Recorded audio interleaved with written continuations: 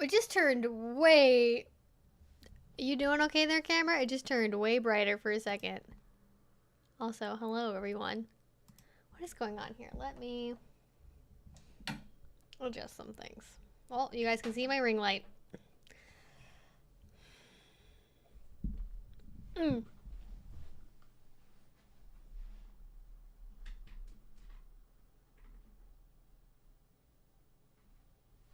know if that's gonna change anything, really.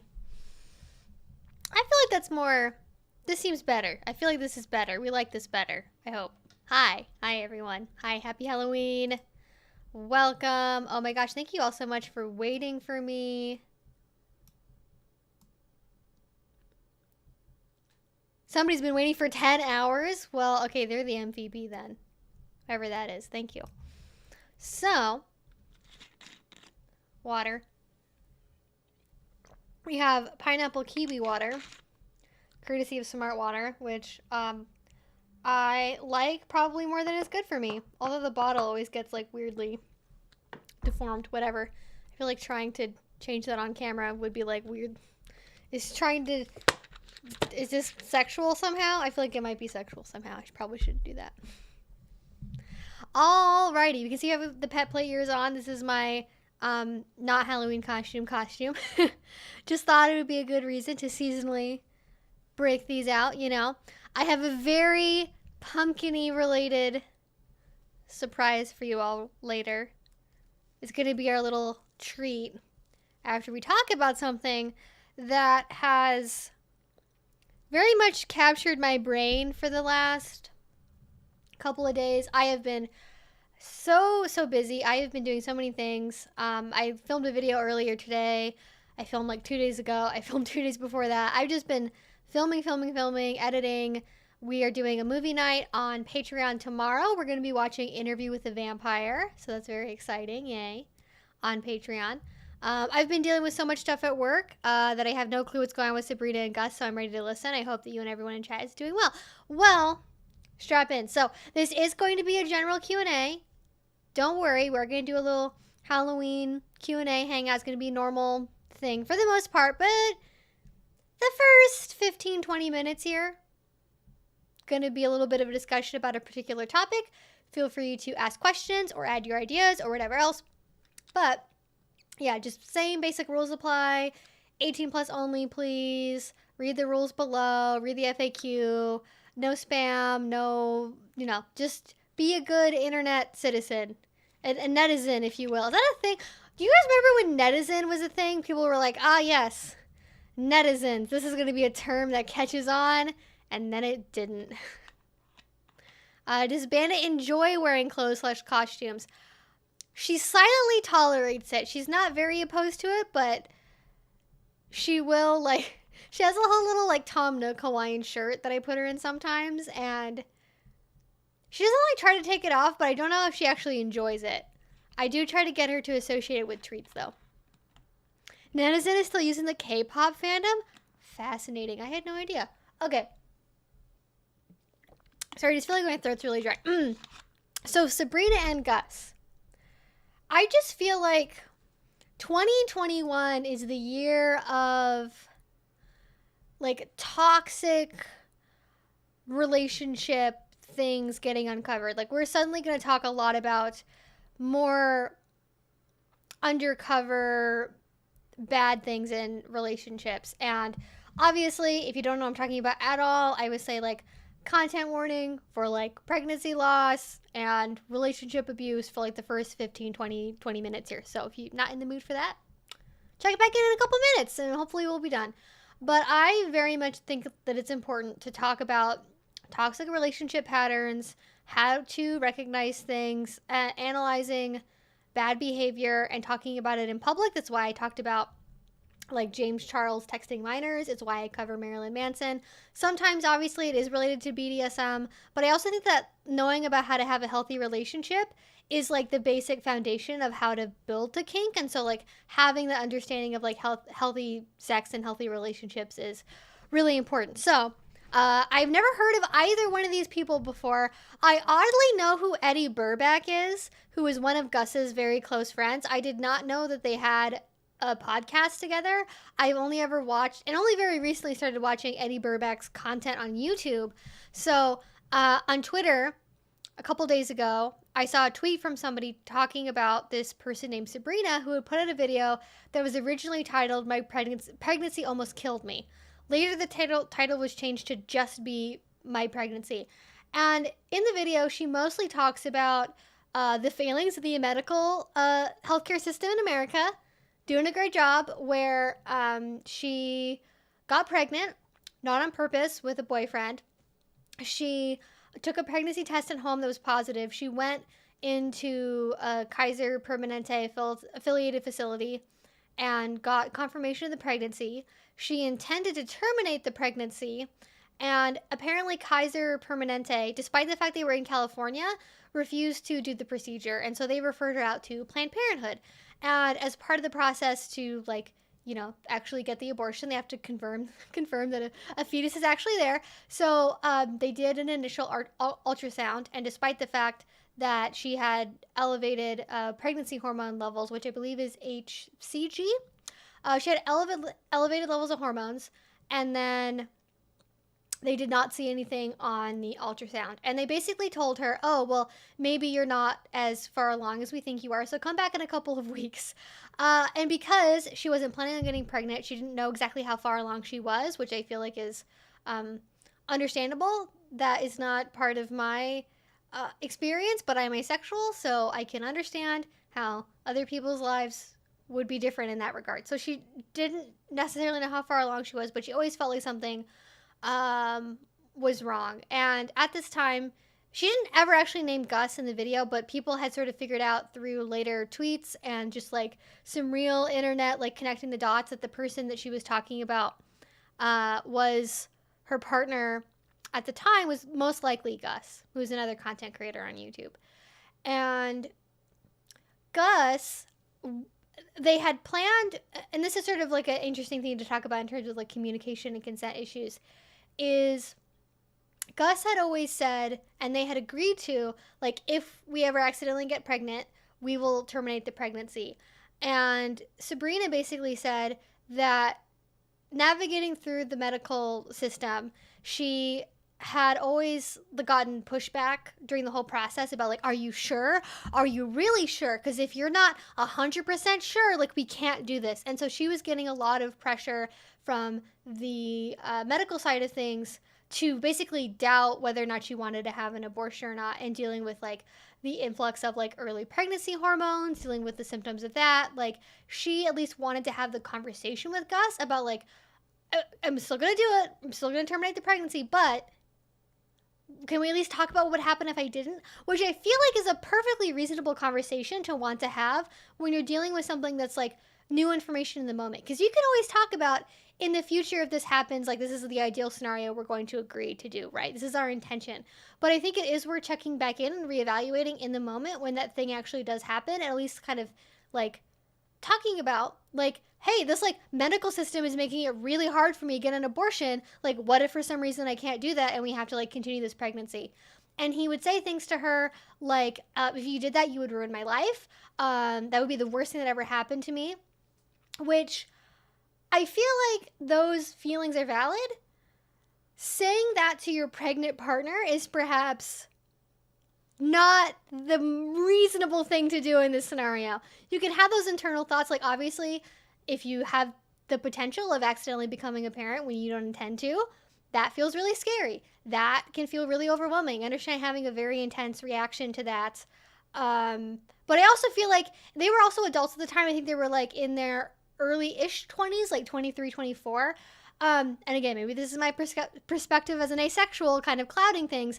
I feel like if you're regularly having vaginal sex with someone and there's a risk that somebody involved could become pregnant, like, you should probably understand that, like, pregnancy is a risk even if you are using birth control, because unless you're using an IUD or something where it's like 99.9% effective, like, there is a very reasonable chance at some point, if you're having sex fairly regularly, like, an accidental pregnancy could occur and you're going to have to deal with that.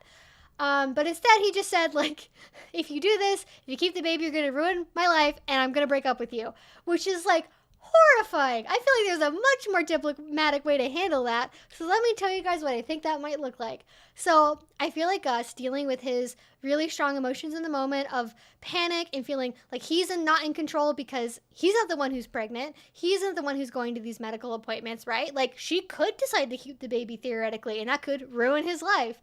I feel like the better way to approach that kind of subject is to say, hey, I know we had previously talked about like just guaranteeing that an abortion is going to happen, and I understand you're having some feelings about maybe wanting to talk about the alternative, but I just don't feel like I'm ready to be a parent right now, and that I still feel that way even being in the scenario with you in this moment. Like, you can be honest about where your feelings are and what you want to do without being like, if you have this baby, I'm going to break up with you. Like, you can say things without making it a threat, and perfect communication is obviously the ideal. When you are dealing with heightened emotions, you're not necessarily going to say the smart, perfect thing.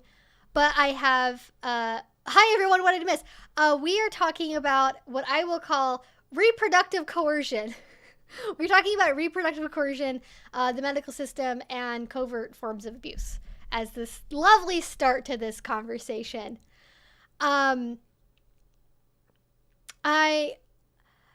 So to clarify, he meant by if you did that, you would ruin my life. He meant if you decide to keep the baby, you would ruin my life.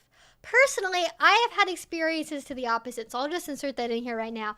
My experience with something like this has been, thankfully it wasn't in a scenario where I was having vaginal sex, so like I was not at any risk of actually having this person's baby in any way, shape, or form. We were just dating.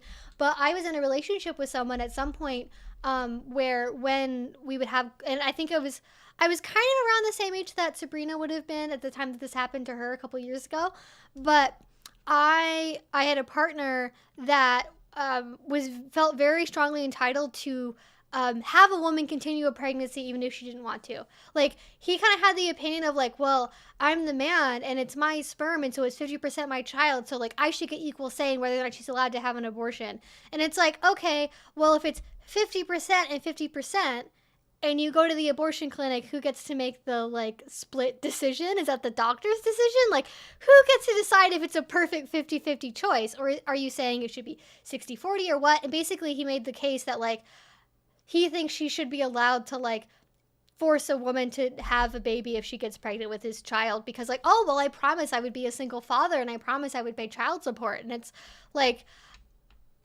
can you not see how that would be not a good thing to say to someone that you are dating? That is very scary. Yeah, don't say stuff like that. It's very terrifying.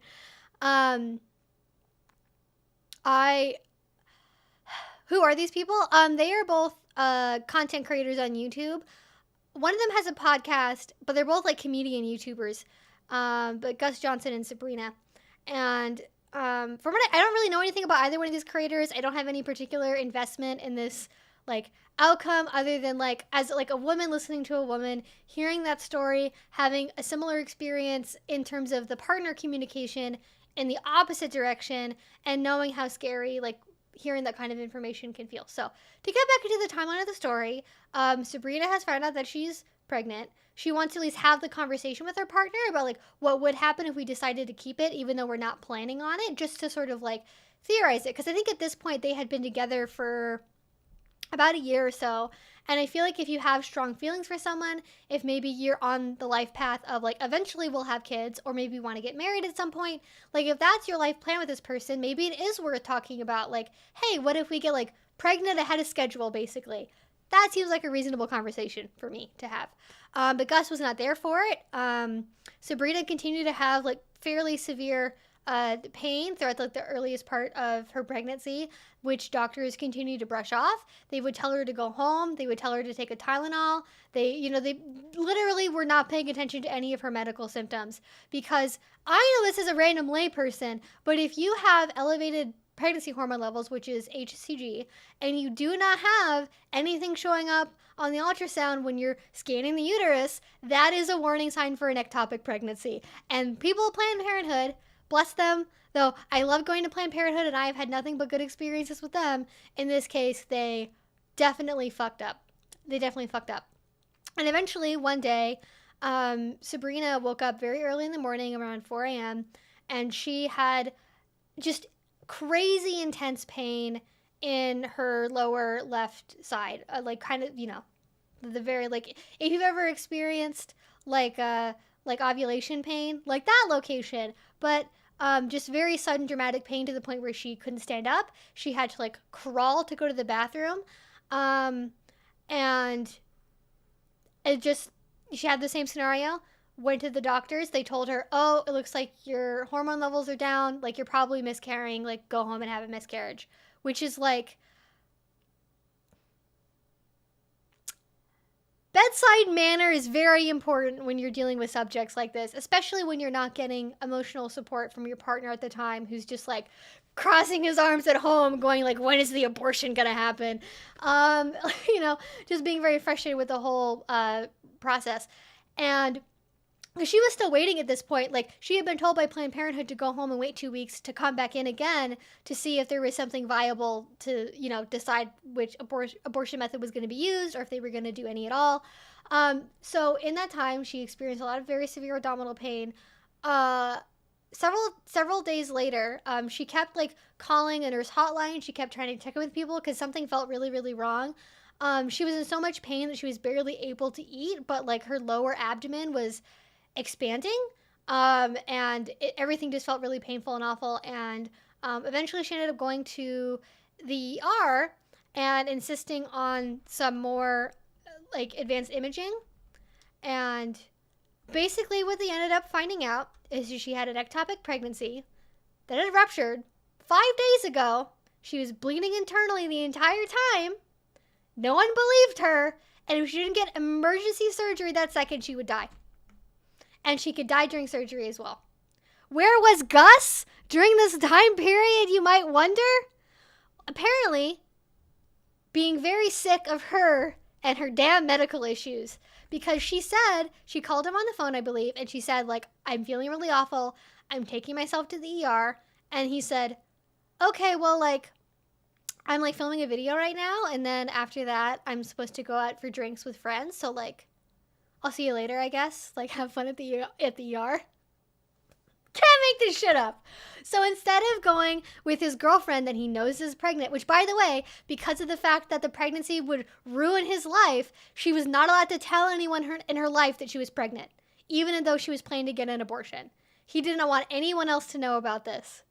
So only time she called and talked to anyone to tell anyone what was going on was immediately before going into emergency surgery, in which she called her mom and I think her sister, and she told both of them that she had an ovarian cyst, and she did not even tell them then that she was experiencing any kind of pregnancy complications. And in fact, her sister laughed at her and said, like, why are you at the ER? Are you pregnant? And, like, can you imagine? Like, oh my God, this, like, everyone in this scenario is not being so supportive. So anyways, Gus is out drinking with his friends. Actually, he did end up coming back in time for the diagnosis of the ectopic pregnancy. So he was there at the ER for a while, but she was waiting alone, bleeding in the ER waiting room for 4 hours without anyone there to support her because she wasn't allowed to tell anyone what was going on. And Gus was out drinking with friends. Absolutely amazing. Absolutely amazing. She goes through the surgery. Everything goes probably as well as it possibly could. They were able to retain one of her ovaries, but because her left fallopian tube burst, they had to remove a lot of stuff. And whenever you're messing with hormones, the endocrine system, you're plus dealing with like the PTSD from an unwanted pregnancy, not being able to get an abortion, not getting the medical help that you were supposed to get on time, going through a literal near-death experience where she was convinced the entire time that she was going to die. And she didn't have anyone there to help her or support her pretty much the entire time anything was going on. So she has some disruptions to her hormone system, as one might expect. And in the recovery period, after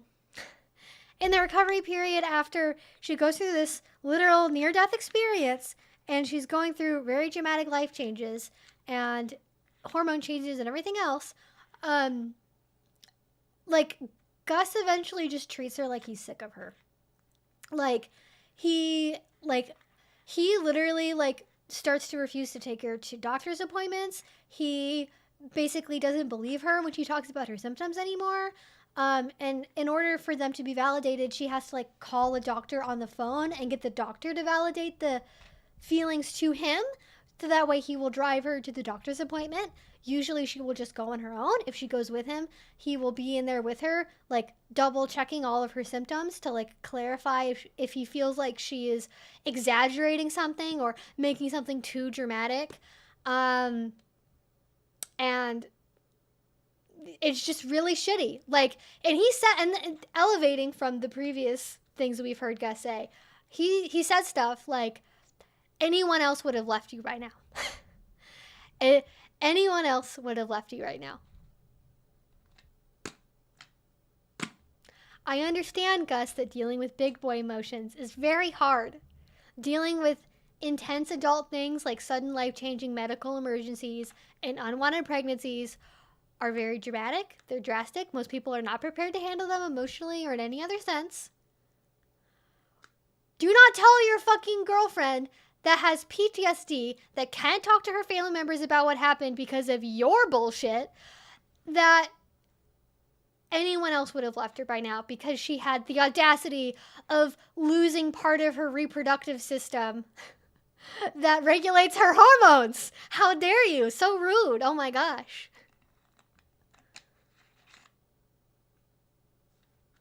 It's just so... It's just, you can't, like... I understand. I have empathy for, like, the experience of not knowing how to handle those really intense emotions of feeling like being in the position of a caretaker is really hard. Especially when you are not trained for it, you didn't plan on it, and now you're having to take care of someone that's dealing with a lot of very intense medical and mental health issues that does not give you permission to say to their face, anyone else would have left you by now. There's this thing called couples therapy you can do. There's a thing called individual therapy you can do. As someone that is being a caretaker, that is a completely valid reason. Any reason is really valid to get therapy, I think. But you can figure out ways to help yourself so that way you can help other people. Who's Gus? As I have explained, Gus Johnson, Abelina Sabrina, two YouTube content creators dealing with some unhealthy relationship patterns, unhealthy communication patterns. We're breaking it down, hopefully with the intention of recognizing things so you don't stay in a relationship like this, and also, like, knowing how to communicate around intense emotions a little bit better, hopefully. So yeah, just, like, completely disgusting all the way around. And again, she doesn't, like, in the video, I think a lot of people have assumed that the video is mostly about Gus's actions. Almost all of her ire in the video is at the medical system for not believing her symptoms, not giving her the care that she needed, not caretaking her the way that she should have been, even, like, post-operatively. Like, this was pre-COVID. This would have been, like, my guess is probably somewhere around, like, 2017, 2018. So well pre-COVID. She was kicked out of the ER after the surgery, like, 3 hours after she came up from anesthesia. Like, just no support whatsoever from anyone in this whole scenario. Just really, really bad. But for the most part, she focuses on the failures of the medical system and the difficulty that she's had since that time period, getting her medical needs treated even afterwards. And I guess just having a bunch of men, like, be like, I mean, you say that you're in pain, but are you really? Can you just take some Tylenol? Like, no, this is not a Tylenol scenario. Oh, thank you, Salvador. I appreciate it. Yeah, they live in California. So it's not, it's like, you hear the story about, like, Kaiser Permanente refusing to perform an abortion procedure, and you just assume that, like, oh, it's California, they're liberal, right? They're gonna get it covered. No, it's never that easy. And if the people at Planned Parenthood, if the people at Kaiser Permanente had caught it sooner, if they had known the basic signs of an ectopic pregnancy, they would have known to check for it, but they didn't. And you know, she doesn't disclose what their birth control method was, but if you're using something like an IUD, like, your chance of, if you do have a pregnancy, if you have a pregnancy that's like the 1% of something that could happen when you're on an IUD, like it's a higher chance that 1% is going to be an ectopic pregnancy. So if she had any kind of like intrauterine device, my understanding is that like it is more likely in that case that if there is a pregnancy anyways, it is more likely to be ectopic. So that happens. And Gus made this big whole post on Twitter about how he was very ashamed about what he had done during that time period, and that, you know, he's changed and he's recognized what he's done wrong and he's done therapy since then. They were still dating after this, by the way. They were dating for a while before this happened. They continued it afterwards. They only broke up a couple of, like a month or two ago, I think. A couple weeks, like a month or two. Because Sabrina had surgery on her nose. And Gus basically did the same thing again, where she, obviously, when you're recovering from any kind of surgery, you are going to need assistance. Even if it's just like emotional support of like being in pain sucks, like let me be near you. You need that emotional support, and he just couldn't do that. Like he would rather be streaming alone in his room and being on the computer and not being around her. And that was kind of the last straw of like, okay, this relationship is over. Like, you can only prioritize yourself so much in a relationship like that, where, okay, if streaming is your job, you have to stream. But, like, if your girlfriend is, like, day 2 post-operatively and is like, hey, the pain medication isn't working, please come hang out with me. I feel like if you care about that person you've been dating for 4 years, you might decide to end your stream early. As opposed to being like, oh, but babe, I have to stream. And people have to watch me play Fortnite. Like... Fortnite can wait for an hour, Gus. Yeah, she had a rhinoplasty. Which is, I don't want to bring that up. I feel like there's a lot of shame around influencers getting, and people in general, getting cosmetic surgery. I don't give a shit. I care when people don't disclose when they've had work done. Like, you have the people that are like, hi, my name's Jennifer Lopez, and the only work I've ever had done on my face is olive oil. And it's like, bitch, your face is not the result of olive oil. You've had a facelift, you've had a rhinoplasty, you had a revision to your rhinoplasty, you've had a lip lift, you've had a brow lift, you've had hair transplants, you've had, like, just everything. I think body modification, I don't have any problem with that, but, like, be honest about it and don't say that shit's olive oil. That's what I care about. But yeah, a lot of people were shaming her for having gotten a rhinoplasty in the first place. Like, that's the part that matters. Like, it's a very common procedure. A lot of people get it done. I have a deviated septum. Probably at one point I will also get something like that done. I don't really, like, I like the shape of my nose. It's just that the inside doesn't work correctly. But anyways,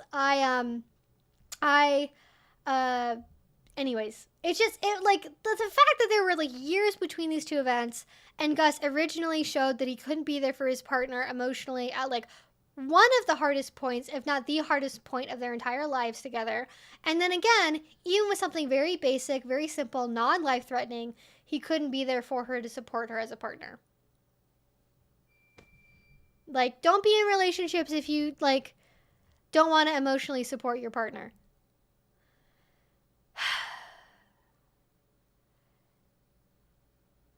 It's just,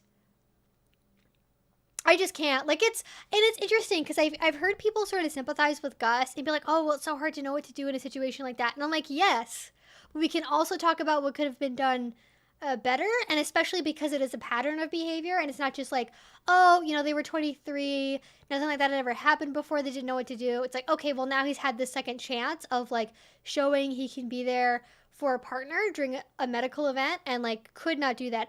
And this wasn't something where he was, like, squeamish around blood that we're aware of, or that he had some kind of thing where, like, you know, if he sees, like, the blood under a bandage, he's gonna faint or whatever. It was that, like, he just didn't want to spend the time to be around a partner in recovery, which is, like, if you've been dating for 4 years, it's kind of a, like, either you do it or you don't really care about the person that much, and your relationship is kind of at a dead end, and you should probably just end it, which is what ended up happening. And it's very interesting as well because with Gus Johnson, I don't know a lot about his content, but my understanding is that people see him as, like, a wholesome male creator. Like, he's one of those guys that's very, like, having a more positive outlook about masculinity. You know, boys support boys is something I've heard quite a bit. Like, wanting to have emotional support between and for men. And he can't be there for his own girlfriend. So, like, it's one of those moments of, like, a lot of a hypocritical behavior where it's like, okay, we're all talking about, you know, masculinity and supporting each other as men and supporting your friends, but then when it comes to your girlfriend, you're threatening to leave her and then not emotionally supporting her. And I've heard rumors that there was a lot of other like covert emotional abuse happening in the relationship in terms of you know, just that lack of emotional support. And that absolutely is an abuse tactic. And that's kind of why I want to talk about this is, you know, when people think of abuse, going back to the Manson story for a minute as a point of comparison, I have heard some people kind of agree with Manson's accusers, but not for like the right reasons. Like they believe Manson's accusers because it's like what they experienced was physical abuse. You know, he threatened them with gardening shears or threw daggers at them or cut off their hair or cut them during sex or whatever else. Like if it's like physical, they believe it and they validate that as like being real abuse, and it's like, wow, that's really bad. But a lot of people don't understand how emotional abuse and mental abuse can work as well. I'm actually reading a book currently that I don't have near me that's called Disarming the Narcissist, and it's specifically about dealing with people with narcissism, which I'm not saying anyone involved here has narcissism at all, that it's not my place to diagnose anyone with anything. But like there's a lot of covert types of abuse that can happen where like or at least not even necessarily abuse if you don't want to use that label, but like deprivation or neglect. And I think when you're dealing with a monogamous, long-term, committed relationship where there's not a lot of extra room for a lot of friends or family support, if you are not there for your partner emotionally, but you're also expecting yourself to be their only source for emotional support, like that is neglectful. Like people need emotional support. People need people that have their back. People need other human beings to just like be around and be there to say, hey, I care about you. Hey, I have your back. And if you are in that kind of committed monogamous relationship where like you are my one and only, never talk to anyone else, having friends of the opposite gender is illegal. Like if you're going to do anything like that, I just am like, can you do that? And then also be like, not my fault that I'm supposed to be your emotional rock and then I'm failing to do that. Like, come on. I feel like that's kind of your fault, dude. Like you can't expect to be someone's one and only and then like fail at the first hurdle, you know? To shift to another note, this time last year you were writing, I was not writing a werewolf themed erotica. I was writing a vampire erotica, which has that been a year? I guess it has been. I've not really worked on it, to be honest. It was like a fun little project for a while, but like, I just haven't had time for it, to be honest. I unfortunately don't have the author, but it's like the book about narcissism. So if you just Google disarming the narcissist, it's gonna pop up. So yeah. All right. Well, I would love to know what you guys are thinking about this. That's kind of my rant about it so far. Yeah. If someone tells you they're obligated to live in their prison and not be free to make friends, get away from that person. Exactly. And I think it's like, to get to another point, it's kind of this like slippery slope of someone encouraging dependency that you have to be very aware is happening, because it can very much look like having a caring but needy partner, but it can also be somebody trying to get you into a situation where you're dependent on them, right? Like, oh babe, you don't need to work, like quit your job, I'll support you. Oh, you can't afford rent this month, like move in with me, you can live here rent free. Like I just want to spend all my time with you. I don't want you to have to spend your time with anyone else. Like I'll just be your best friend. Like if you hear any kind of stuff about like being each other's one true only, and getting angry if you spend time with other people, or getting angry if you spend too much time with your friends and not on them, and that's a double standard, or anything like what I mentioned, like be very aware of that. It is bad. It is something that can easily create a scenario that is very hard to get out of. And I think if things had turned out differently, like I wonder, because this is kind of a situation of reproductive coercion where it's like, he's, coercing her with his words about like, if you have this baby, I'll leave you.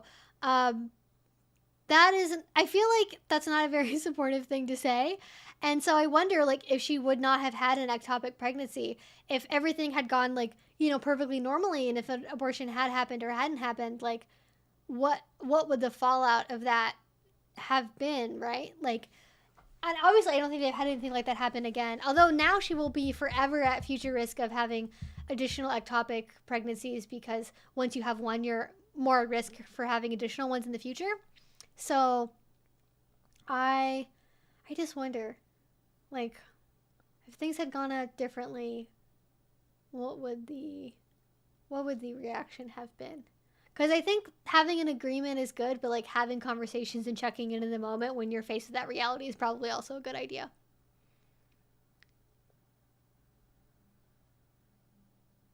Yeah, I think the book is Disarming the Narcissist, Surviving and Thriving. The Self-Absorbed. I forgot that was the subtitle. By, yeah, Wendy Berry. Berry? I guess that's it. I never had to say that out loud before. Yeah, I think that's it. A partner trying to control what friends you can and can't see is a massive red flag. Oh, for sure. For sure. And it's also funny because at the same time, like, I'm not saying that Gus did any of that stuff, but as more of an extrapolated example of, like, in general, this kind of person is a person to be aware of. I also wonder, because he sort of prioritized, like, spending time with friends or videos or live streaming over spending time with his partner. Like, I wonder if that was a double standard that happened around, like, spending time with friends or spending time on content. I imagine to some degree that was possibly the case with friendship, but then again, I don't know that many people that would, like, choose to go out to a bar with friends. And maybe there's, like, I hadn't thought about this until this point, but like it could be an alcoholism thing, like choosing to go to a bar with friends and get drunk over going to the ER with your girlfriend. That kind of sounds like a drinking problem.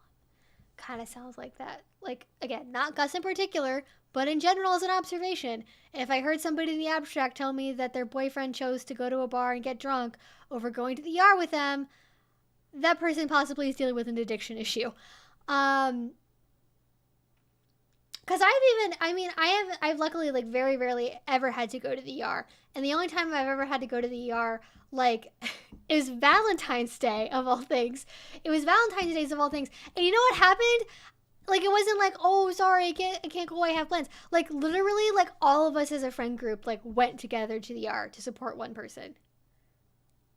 Like, that, like, it was like dates, whatever. Okay, we gotta go. We gotta support our friend who's going through this, like, really intense thing. Like, whatever, we'll reschedule. We'll do the date again later. Who cares?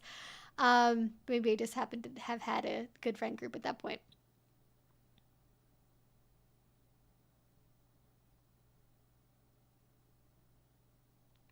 Financial dependence on someone is a dangerous thing. Yes, definitely. If you ever end up in a scenario like that, like, be very cautious. I always talk to people, like, if you're planning and, like, maybe you're doing something kinky, maybe you're into a little bit of financial domination, like, if you want to be in a scenario that involves financial dependence where your partner is the one controlling the purse strings, every person I know that does that ethically has some kind of long-term untouchable savings for that person, like, saved, that only that other person can access. So even if you are temporarily giving up financial control, you're always going to have a nest egg to be able to access for emergencies that person cannot touch and cannot use. And I've even heard the saying, or I think this is Melina Williams has said this, but if you're dealing with that level of power exchange, the idea that the property is supposed to protect the property, even from the master. And so, even if your partner ends up going completely off the rails and is acting really irrational, or maybe ends up dealing with an addiction issue or something, and they're just spending all the household income on, like, just tons of cocaine or whatever, it is the property's job to protect the property, even from the master, and that includes, like, being able to access their own funds and leaving the relationship if they need to. And I think that is a really important sentiment to keep in mind, because I think there is a tendency sometimes in DS and MS circles to be like, a true submissive will always be there for their master, above and beyond everything, through all space and time, no matter what happens, and true submission is getting through the tough times. And it's like, okay, well, there's, like, getting through the tough times and someone burning $50,000 in a month because they're spending all their money betting on racehorses and buying cocaine. And one of those scenarios, I think, is very reasonable why you might choose to leave and cut off contact with that person. It is definitely very dangerous. Definitely something you want to go into cautiously. It is not something I ever recommend to new people whatsoever in any form, be that with a pro-dom, in an actual relationship, wherever, whatever. Money is the thing that keeps the world moving in this day and age, and so I don't think that you should ever put yourself in a scenario where, like, financial dependence is, like, step one of the relationship. Not generally a good idea. I know, crazy stuff. Well, I've been kind of reading the comments as they come in, but I definitely know I've not been catching every thought and every question, so I'll try to do that. Thank you for allowing me to rant about this scenario, because it's something that I would probably make a video on. Like, it's something that I would like to talk about, but I've been doing a lot of Halloween content. I don't want to, like, kill the mood. I don't want to like bum anyone out for Halloween and be like, hey guys, let's talk about reproductive coercion. No, and that's not a fun idea, is it? So we're just doing it as a live stream instead, where it can be a little bit more of a conversation.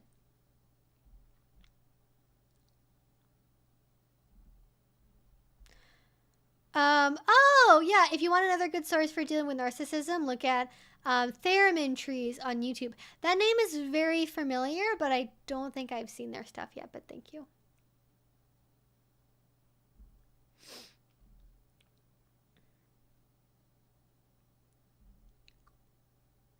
Yeah, the boy support boys thing was even supposed to extend it to women and non-binary people, but this just really showed how little he actually thought about women. What is up with YouTubers, like, this year? I just don't fucking get it. Like, this whole thing with Gus Johnson. A lot of them are people I don't give two shits about, but it's been news stories, right? There's, like, the stuff with Gus Johnson, the stuff with James Charles, everything that's ever happened to family vloggers. The Marilyn Manson stories, Armie Hammer. There's just so... And a lot of them are YouTubers, but, like... Call Me Carson, I think that was like a big controversy as well. I can't remember. I was going to talk about this as well. There was another streamer, I think, that had a Discord chat.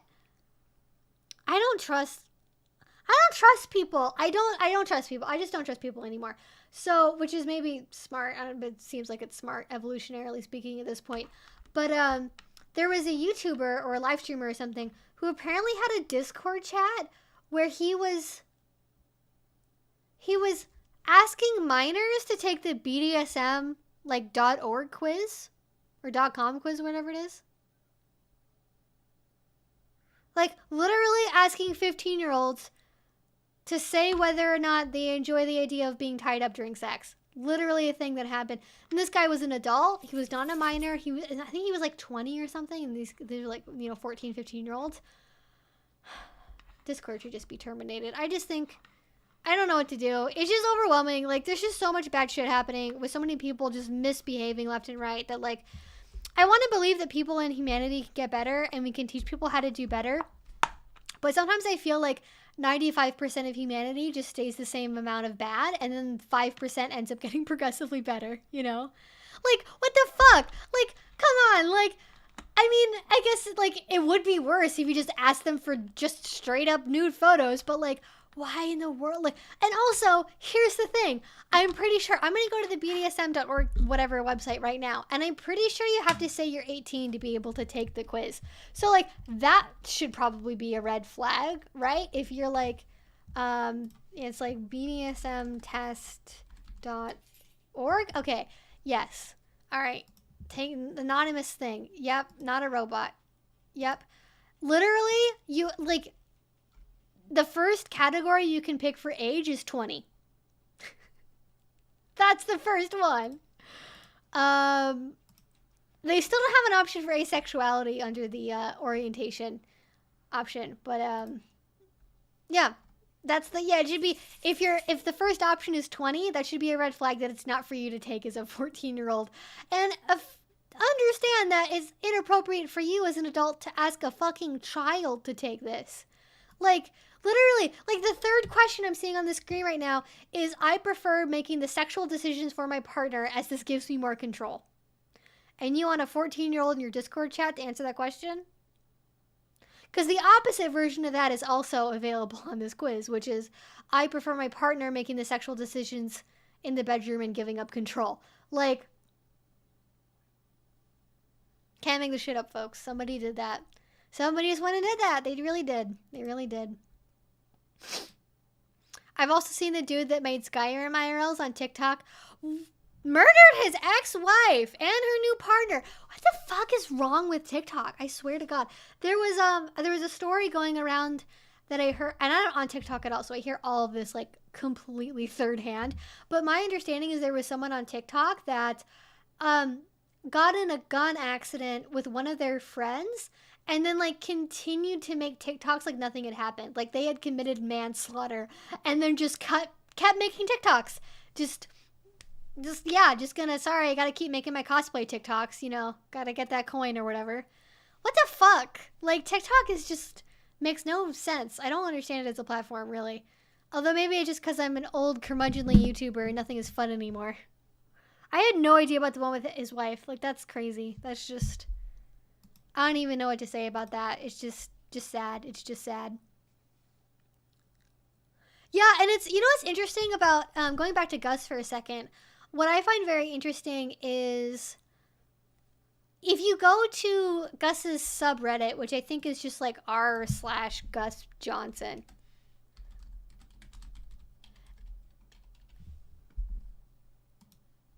Like, it's almost, there are a few people that are very supportive of Gus, but the most part, it's like, because he was such a wholesome, nice guy in the surface, like, almost everyone in his community has really high standards and is like, I am trying to get a refund for my tickets for going to see him in person. Like, boys support boys is also applicable to women, and so, like, we gotta support Sabrina. Like, it's a lot of stuff that is, for the most part, really supportive or just, like, confused about what's happening. So, yeah, you get a couple people that are like, to those who are trying to judge Gus's entire moral character. And I think we have to be careful about that. I'm not, and I should be clear, this is just like a random live stream, but just in case anyone watches this again in the future. The point of me talking about this is not to be like, Gus is entirely bad and evil and it deserves to have his life destroyed because he like wasn't appropriately emotionally supportive towards a partner.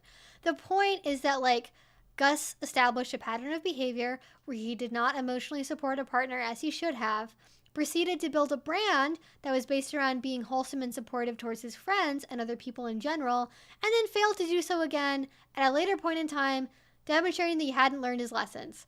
And when an action you do so directly conflicts with the brand that you've made, then it's a time to step back and reevaluate what the fuck are you doing with your life as a content creator and as a person.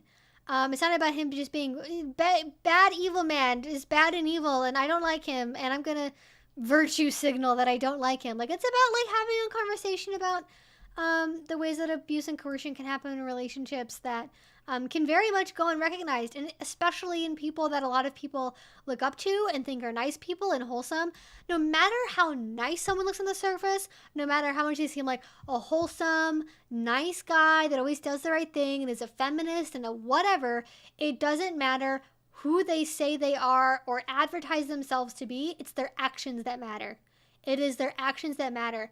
And if somebody is saying, well, I'm such a good person because, you know, I'm a male feminist and I believe in true equality, and they have a whole brand that's based around that, that doesn't mean that they can't, like, batter their spouse or murder a girlfriend or abuse someone or have abused someone in the past. Like, nothing about that persona makes it so they can't have done things.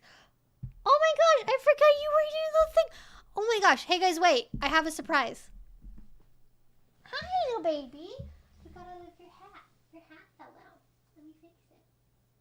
I know, it's a little bit. There we go. There's the go baby. This is my baby.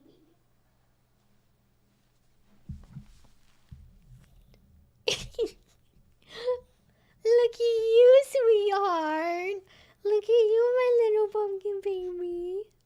Hi, I know. Boo, boo, boo, boo. Look at this little hat. Look at the hat. Are you guys seeing the hat? I don't think you're seeing the hat. I think I had this pumpkin costume when I was a baby. It looks very familiar. I know, honey, I know. Oh, are you smelling my smart water? Do you want my smart water? You have been so good. You've had that costume on for like a whole hour. Oh my goodness, my little pumpkin bean.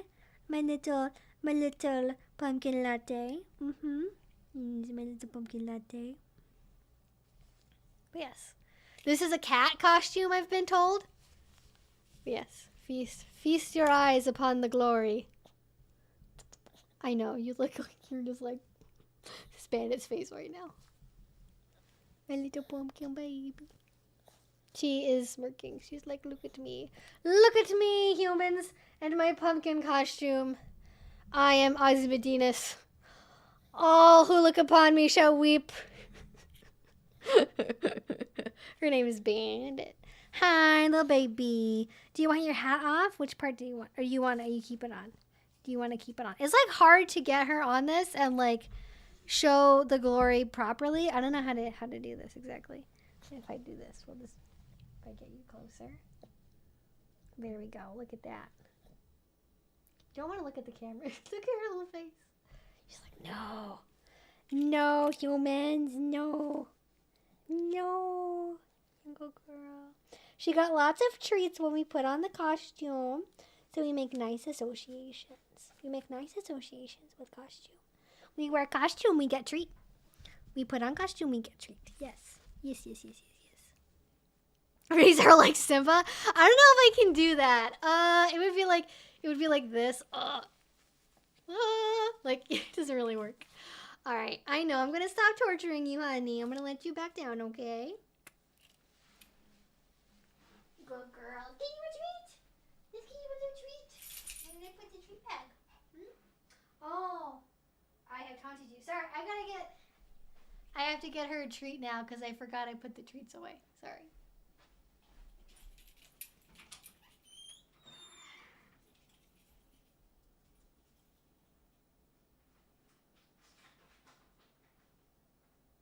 The baby.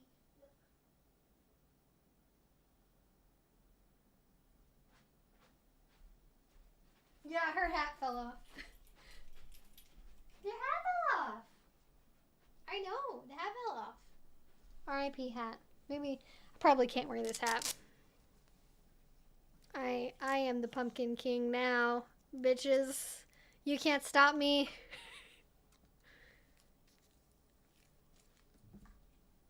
Oh yeah, do you guys like the room? Do you guys like the room vibe? You guys can hear. I'll move the microphone so you can see. Howling, I'll get out of the way. This is the part that people really care about. Halloween, baby!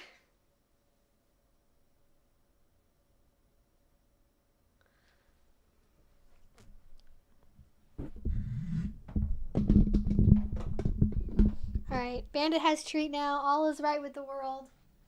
Hat is removed.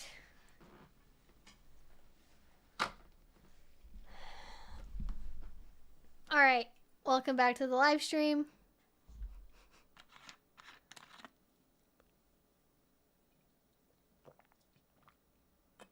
I have a Boston that begs me to put her costume on.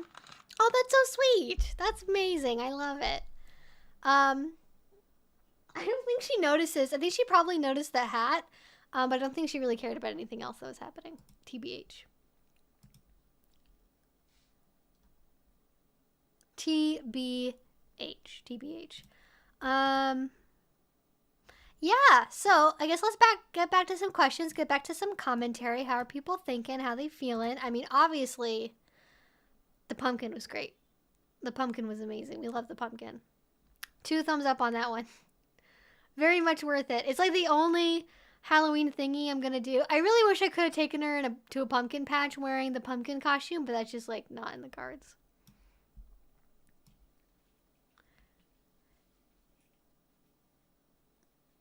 Wait, what? Kaiser used to be called Group Health, and then they rebranded after people started calling them Group Death.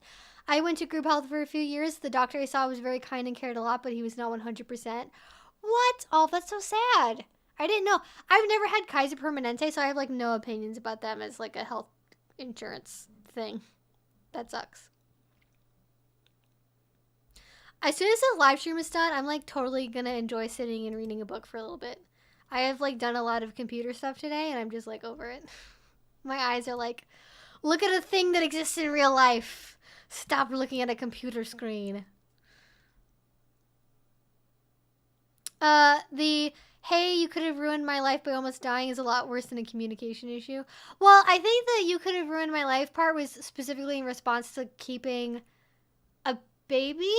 Like, but yeah, I think I'd be curious to know, like, if you want to explain more what you mean by it's more than a communication issue, we can dig into that deeper. Do you like pumpkin carving? I do like pumpkin carving. I do like pumpkin carving. I don't really get to do it a whole lot. I haven't done it this year, unfortunately. But hopefully next year I will. I do enjoy it, though. I'm never very creative with my designs. I like the feeling of going to a pumpkin patch, picking out a pumpkin, doing it with friends, having the whole experience I enjoy. But the actual, like, act of carving is not, like, a particularly artistic endeavor for me. It's mostly, I tried my best, you know? I end up doing, like, moons and stars and stuff a lot, usually. Or, like, just traditional pumpkin faces. I don't usually get anything too crazy. I've done, like, wood block cutting and stuff before. I've done that kind of thing, but it's just, like, not something I get into for pumpkins for some reason.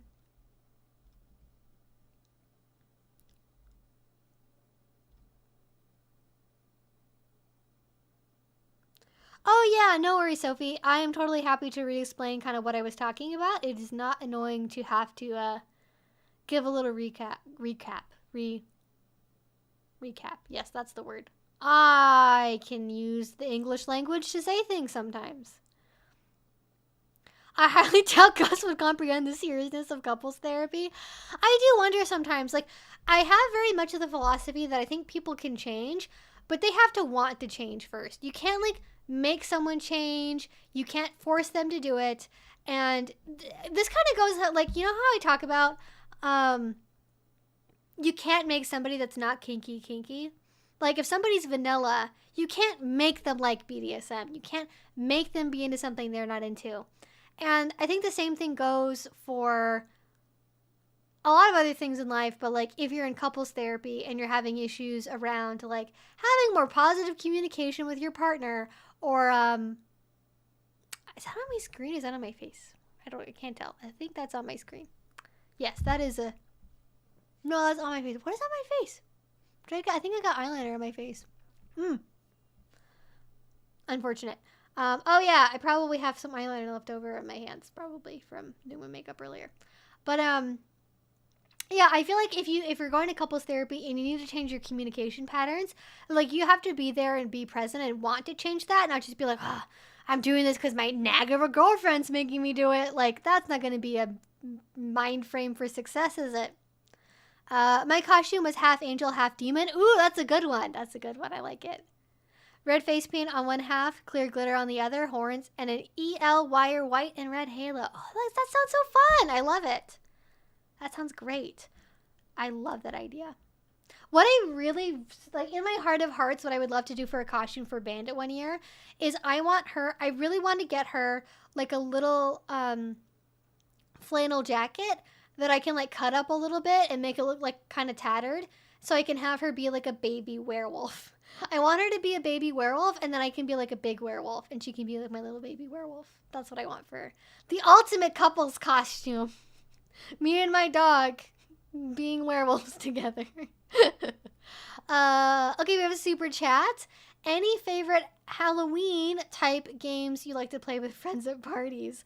I don't really like parties that much. I think that's the problem. I'm not really a party person. When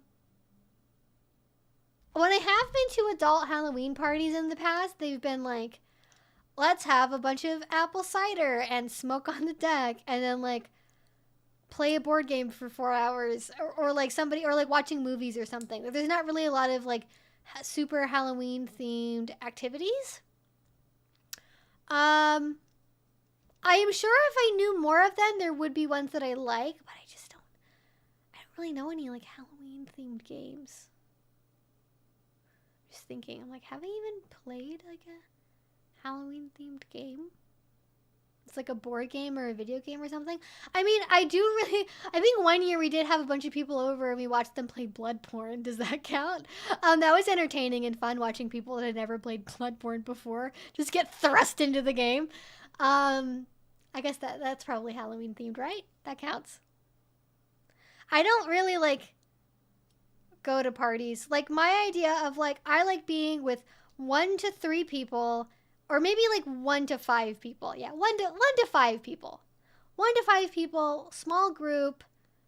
Everyone brings a fun dish. We watch some fun movies, maybe play a game, and we just hang out and have a chill time. Nothing too crazy, nothing too fancy. Just like, let's get the Oreos to look like ghosts. Like, you know, it's like, oh, this party we've got the cookies that have the pumpkins on them this time. Ooh, very spooky.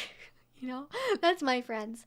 I would like to at some point go to like a goth venue for something around Halloween time.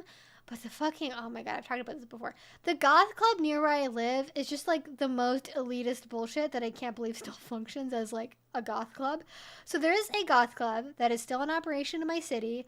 I'm very lucky that we have one at all, but it's like an $80 per month membership fee. And first of all, you have to be invited by a current member. So you already have to know somebody in the goth scene to get invited.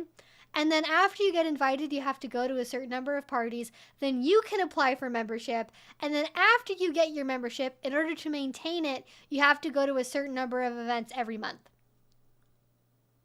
Like, I'm sorry, I don't have time to go to 5 goth nights every month. Or maybe I don't even want to go that much. Like, why is it wrong that I want to be around, like, goth stuff? Maybe I, like, want to volunteer at Kink stuff for 3 weekends of the month, and then the 4th weekend I go to the goth club? Very, very strange. I don't know how they manage to retain members, but they do. Yeah, that counts. Halloween games are tricky because they're either for little kids or involve a lot of alcohol. That is true. I mean, that was sort of the transition I had to experience with Halloween parties, is like Halloween, like many activities for adults, really just involves a lot of booze. And I'm not like against booze. I'm not like a big drinker though. I don't think alcohol tastes good. And so it's like something I have to get through usually. It's not my thing usually. I'm fine with it, but also like going to kink event stuff, like usually alcohol isn't allowed anyway. So it's like, you know, oh no, no booze. How am I going to have fun this time?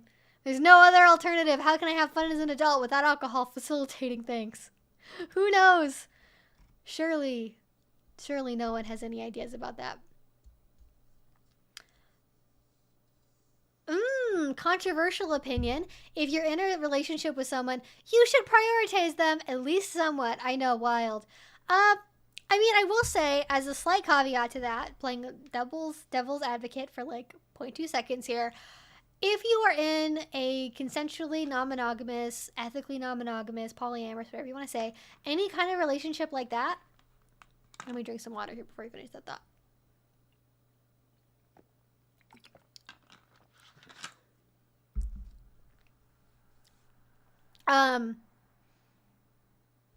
Like, I feel like if you're in a poly relationship where you know the other person, like if you're in like a hierarchical scenario where like you've kind of agreed that you're not going to be prioritized and you're okay having like a lower level relationship, like I think that can be fine. Like if you are aware of it and you can obviously leave the relationship at any time, like okay, sure. But if you are like a primary monogamous, like I don't think they were living together at the time, but like if you're in like a monogamous, like longer-ish relationship, like you've been together for a year or whatever, yeah, I feel like ending your stream an hour early to comfort your girlfriend that is like dealing with facial swelling, in a lot of pain, or has like PTSD from losing a pregnancy and nearly dying, like I feel like that is a reasonable expectation of behavior. And also, if it's not something you can do, like if you have a really demanding job where you're, I don't know, a public defense attorney, where it's like okay, I have to be in court tomorrow, I can't be there. Like, okay, then you should probably figure out some kind of situation with your friends or other support network, or make sure that they have other people in their support network. Like, be there to encourage them to have outside connections if you cannot be there for them, and just make sure they are being taken care of, even if you're not the one to do it. Like, just have a little bit of interest in their well-being, you know? Yeah, I agree. I don't think that's like wild that you should at least a little bit prioritize someone. I don't think it's, I don't think he should necessarily like cancel streaming for a whole week or whatever, but like a little bit of like, oh, hey, yeah, like people will understand also. Like, I don't know exactly what his audience is like, but from what I've seen from their Reddit and on Twitter and stuff, they seem to be very understanding. And if he was like, hey, sorry guys, I can't stream for like the full time today because my girlfriend just had surgery, like they'd be like, oh yeah, dude, whatever, we'll see you later. Like, there are some communities that get really mad and are like, how dare you not stream 9 hours per day? I need my Fortnite content. Like, there definitely are people that get really mad, and I don't think that's his audience. I did mean elitist, Aurora. I did. It is a whole situation. I will say that. It is a whole situation. Rhinoplasty is also helpful to fix breathing during sleep. It is. Although in the case of Sabrina, I believe it was entirely cosmetic. Like, she had a dorsal hump and I think some like unevenness with her nostril flares, and that got fixed. But like, I think for whatever, you guys remember like on Daria and stuff? Oh, Daria. What a cartoon that was. Like on Daria and stuff in that era of like 80s and 90s where like high school girls getting a nose job was like a main feature of a lot of plot points of like sitcoms for teenagers. I feel like nose jobs have kind of, they haven't exactly got it a style. I just think they've become so commonplace to where they're not even like a, oh, like rich girls get a rhinoplasty with daddy's money kind of a thing. It's just like most celebrities have had rhinoplasties, I'm pretty sure. Most of them have had nose jobs, even for really tiny things. And in fact, most of them, even if they do have like a really pronounced like dorsal ridge or really flared nostrils, like even if they do get something changed, like they make really subtle changes because they want to still be recognizable, like in profile. So I don't know. It's weird. Plastic surgery is very, very strange. But yeah, a lot of people got mad. Well, the other thing, let's talk about this for a second, because this is like about the video, but not really about like the more, I'm changing my microphone a little bit, is not like as intense as the rest of the discussion. But at the very end of Sabrina's video, like literally the last part of the video was the sponsorship. And it was, I don't remember what it was for. It was for some kind of like habit tracking app or something, I think. But yeah, she had an ad spot at the end of the video, which I don't take sponsorship deals, but I've seen a lot of people and what sponsors will typically propose for an ad spot. You have to usually pull a lot of strings to be able to get an ad spot at the end of your video, because usually advertisers want their ad spot to be in the first, ideally 2 minutes of the video, because they want the highest viewer number to see the video, and because most people don't watch the whole video, having it at the very end isn't usually worth their money. And so to even have it at the very end of the first place is like already kind of a big ask. And then like she told people like, hey, there's about to be an ad. If you don't want to watch the ad, that's fine, see you later. Like, she gave people a warning was happening. It was at the very end, and it's like she hasn't posted in a while. It's a traumatic video that YouTube is definitely going to demonetize. Like, why aren't you allowed to have a sponsorship on it? Like, I think there's an argument to be made about whether or not it's tasteful or not, but like, fucking, if there's a state funeral for like some like big beloved celebrity and it's like being aired on CNN or Fox or whatever, like there's still advertisements playing in like certain ad breaks during the hour. Like, news networks covering dramatic, terrible stories like Diana's death. I mean, there's something like, when it's an ongoing developing story, like maybe they just play it live the whole time because they want people to keep their eyeballs on the TV. But like, if they're covering a news story, even if it's really intense and it's really upsetting, like there will still be ad breaks. So like, why would a YouTube channel be different? And also, like, I think people got mad because it's like, oh, well, you're saying you need money, but you just had a nose job. That's not how, like, scheduling plastic surgery works. Like, especially because she is in California, and I don't know where they are, but assuming it's anywhere near where any other influencers live, like, getting scheduled for stuff because of canceled appointments, because of delays from COVID, because of how popular a lot of these places are to begin with, it can be like a year plus before you actually get in to even do a consultation. Or not, sorry, it can be like a couple of months to get into a consultation and then like a year plus after that to actually get the procedure done. And especially with COVID again, so many delays, so much can happen. And being an online creator, being an online personality, it can take, over the course of a year, like your whole financial scenario can change. Your whole AdSense can change. Your viewership can change. All of that can totally change and totally like impact your financial scenario. But like if you've already paid the deposit or paid like the full price of the surgery before going for it, it's like you're not getting that money back. Like if you've paid, let's say $7,000 for a nose job, and oopsie, now you need that money back. They don't give you the money back. They don't go, oh, you have to cancel. Well, like, sucks to suck. It's our money now. Like, they don't really care. They don't give it back. That's why it's a deposit. It's not refundable.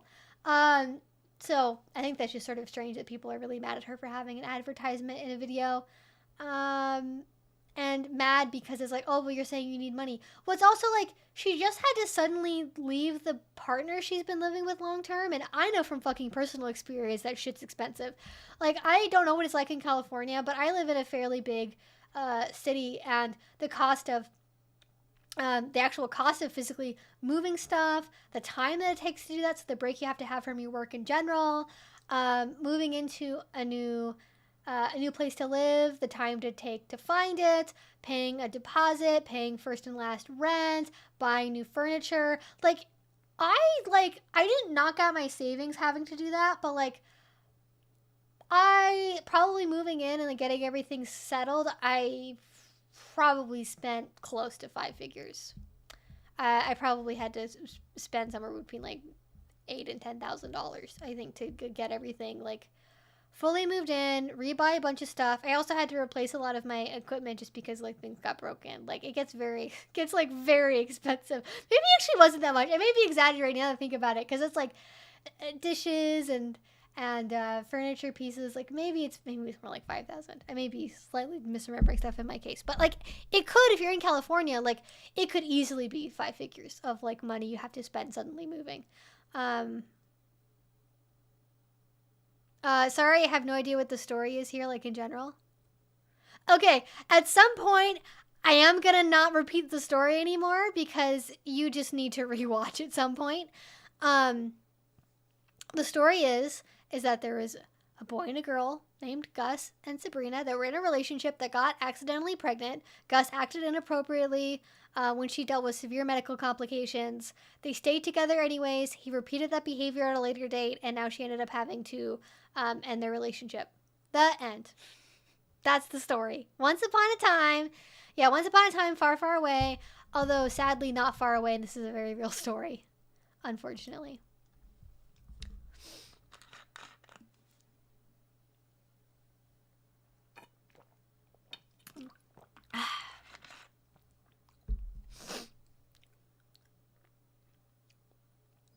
My favorite is Halloween BDSM style party games. Like, oh, like pin the cat, like pin the tail on the donkey. Oh yeah, I could see that. Or on the witch, there's a couple of volunteers to be the witch. Yeah. Oh, I could see that. Yeah, for sure. For sure.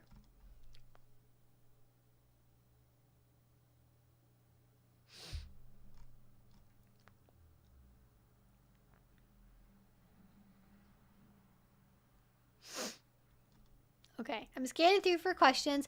I did end up kind of missing, I'd say maybe like the first like 15 minutes or so of chat. YouTube has decided it's expired, so I apologize if I have missed your questions or comments. But yeah, I think at this point we will continue to discuss the Sabrina and Gus scenario, but I think we're also kind of opening things up to general kink questions and such like.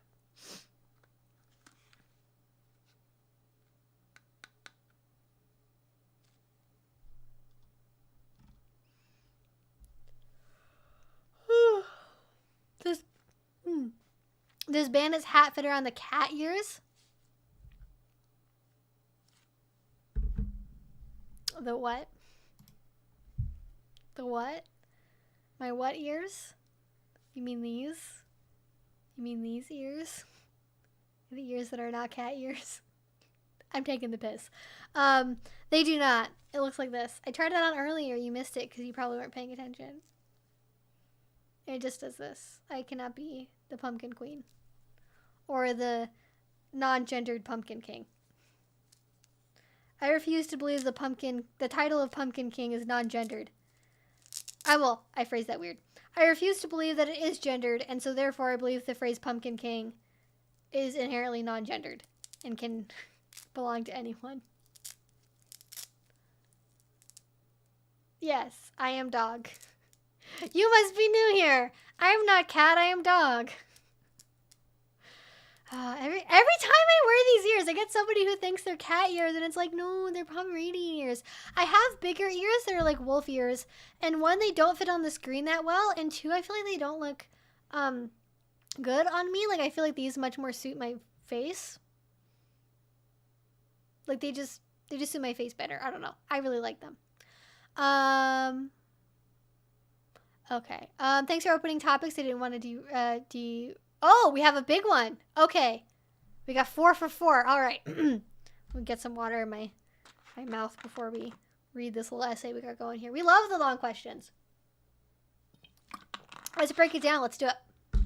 Let's go. What do you mean I won't say my star sign? I'm not missing a question in general. I've said what my star sign is like 5 times at least. Cancer Sun, Gemini Moon, Virgo Rising. Analyze that as you will. Let me know what you think. So, 4-part question here. Let's go. Dear Evie, when I think about my submission, what my submission means, I only think about my wants and needs. Basically, I just want a dom to take control and I want to be spoiled. I feel really selfish. I watched your video on your submission on how to spot a fake sub, etc. I agree that power exchange is mutually beneficial, and I would never force myself onto a dom. The issue is that I don't see what a dom would gain with me. I have a lot of limits, and I feel selfish only thinking about my needs. This is why I haven't engaged in DS yet. How do you get over this feeling of selfishness? Do I need to rethink my submission? I don't want to lead anybody on. My ears are on a headband. They're on a headband. I thought I took these off earlier. Maybe I didn't. But yes, they're on a headband. So that is a really interesting point. I think when you don't have experience doing DS yet, and therefore it only exists in your head as a fantasy, it would make sense that you would think about it primarily through your own wants and needs, because you don't really have any way to predict like what a dom would want or how that would fit together into a real life relationship. So I think that's like very reasonable that you would think in terms of like wants and needs. And if that need is for a dom to take control or a want to be spoiled, I think all of that is totally valid. And I don't think having a lot of limits or not, I mean, there are some people that are like, real submissive don't have any limits, or like people that think that less limits makes you a better submissive. I would reframe that in my brain as being like, I have very clear ideas about what I want, because I think there are a lot of people that are submissive that go hard in the opposite direction of like, do whatever you want to be master, I'm yours. And then the master of the dom is like, what am I supposed to do with that information? Like, narrow it down a little bit, please, because there's thousands of options. And so actually, I think it can also be good that you are very clear about what you want and don't want. And I don't think that would make you selfish unless you did force it on a partner and you never had a two-way conversation about what it is that you both want and need. Because I think what will really make a difference is like how you actually go into negotiating with another person when that does happen. Because yes, I think it is, a red flag to have a dom that only ever talks about their needs or only ever says what they expect from you. But even on the submissive side, it does have to be a two-way street of like, what do we both want to build together? What do both of us want? I certainly know of people that are in longer-term DS relationships where like the dom does decide everything, including the rules and boundaries. But in the sense of like for the relationship, not like boundaries around like your limits are now this, but like I you know, have the authority to choose what we have for lunch, you know. But anyways, I think that it's not selfish unless you build your relationship in a selfish way. Like if you both come to the table and you both say, I want this, I want this. Where does the I want overlap? If you, and by the way, I'm playing with it, a hair clip as well. I think as long as you both go into things equally and you both listen to each other about what you want, like, and you're both going to get your needs met from that, like, that works.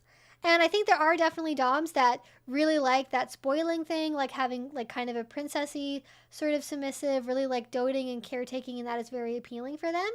But yeah, I don't really have any sort of like one neat trick to like get over feeling selfish. I just think you have to not internalize feeling guilty because you know what your wants and your needs are. Like if anything, I would say to myself, okay, like it does not make me selfish to know what my wants are. It does not make me selfish to know what my goals are or my needs are in a relationship. Must Have Moxie says you'll find a dom that is both respectable of your limits and needs and shares your kinky interests. It's part of dating and negotiating. And I know this is harder when you are looking for more relationship versus scenes, but even if you do worry you're very selfish, like that is what professionals are there for. Like there's a lot of male submissives that are really like more male bottoms, right? They go to pro doms primarily. And they are incredibly selfish. They only want to do what they want to do. They're like, I want to be pegged. I want the really big strap on. I want to be told I'm a good pony. I want XYZ thing. Like, they want exactly what they want when they want it, oftentimes. And they just go to pro doms and they have a really amazing time getting their needs met and feeling submissive in the way they want to feel submissive. And that's that. But like if you kind of want to try something out that's a really controlled scenario that's going to be with a really experienced professional, like you can have all those things met if you're willing to like go to a professional to sort of have that initial experience. But obviously if you're looking for an actual relationship, not a one-time scene, not like playing around, you're not going to get that same thing from just, how's my thought? Yeah, from just going to a pro dom. Honestly, if the doms don't share their needs and interests with you, it makes you feel like it's one-sided. That might not be the right match. Oh, yeah, that's true as well. I think negotiations can go in so many different directions, and there's so many ways they can go wrong. There's the way they can go wrong where there's no negotiation, and the bottom just says, I have no limits, and that's it. There's where it can go wrong where the dom just says, here's your 80-page contract, sign here and there, and now I own your life. There's the one where the submissive, that is usually really more of a bottom than a submissive, is like, I want this, and this. Agree to this or I will cry. Like, you know, there's all kinds of ways it can go wrong, but at the end of the day, the way that it'll go right is when it's a mutual conversation. Like, you have to have it be something where, you are meeting at that table, and especially for doms, I think this gets into an area of not having mutual vulnerability, and doms can feel very reluctant to want to be vulnerable to their submissive partners or their potential partners even. They want to seem like they have everything very figured out and they're very strong and self-assured, and that they kind of keep their cards close to their chest. That it is the submissive's job to say, I have fantasies about this thing, and the dom just goes, and doesn't disclose what their fantasies are on the other side.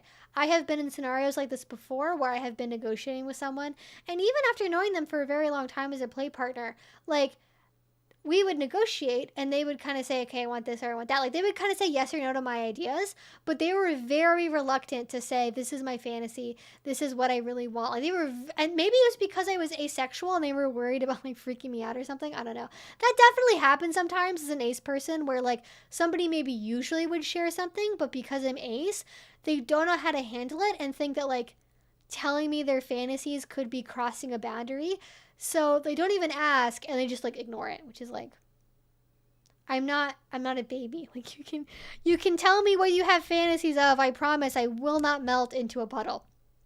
But yeah, you have to have that mutual trust and vulnerability. And like, honestly, I think on the dom side, like, if you don't feel like you are engaged enough with the submissive, or you want them enough to be able to have that vulnerability with them to negotiate for a relationship, like, then you're probably not compatible enough to build that relationship anyways, if you're not willing to be vulnerable to them. Because it's not even like really that vulnerable. It's just like, I like bondage, and I like the idea of having like a slave sleeping at my feet at bedtime with the chain around their ankle or whatever. Like, it's not even really that intense. It's just like, oh, okay, that's a hot fantasy. Like, it's really not that deep. It doesn't have to be that deep. It doesn't have to be like bearing my soul. Like, I knew I was kinky from the time I was 12 years old, and I read this comic book that awoken something in me. Like, you don't have to do anything like that. Just be like, I'm into this thing, and I want this thing, and do you also want that thing?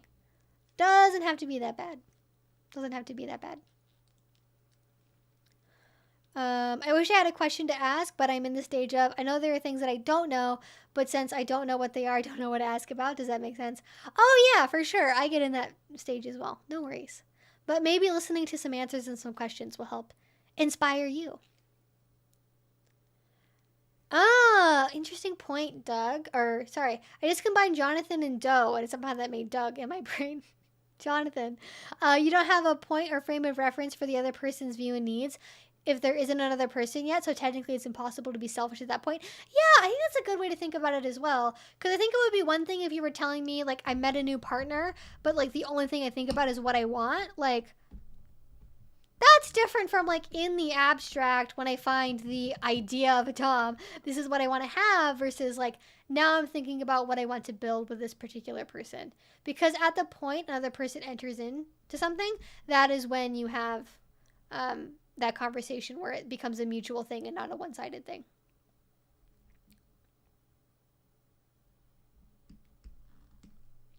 Greetings from Warsaw, Poland.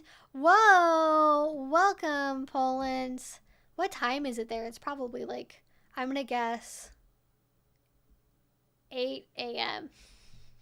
I'm probably not right. No, wait, that's like Australia probably.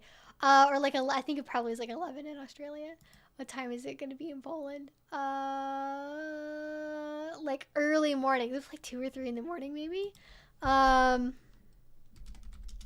See how wrong I am. Time in Poland. Oh, it's 4:30. I wasn't that off. All right, go me. Sweet. It's 8 a.m. in India. Well, welcome from India then. It's 4 a.m. The perfect hour of the day. 4 a.m. You probably don't have Halloween, though, do you, in Poland? That doesn't seem like a very Polish thing. Halloween's very American and very Scottish. I love whenever I tell somebody my star sign, they don't, like, tell me what it means. They just, like, want that for their own private information. Here's the deal. If I tell you what my star sign is, you have to tell me what you think that means about me. Otherwise, then it's, like, one-sided. That makes me feel uncomfortable. I'm like, wait, what do you think about me now that you know that information? What does it mean?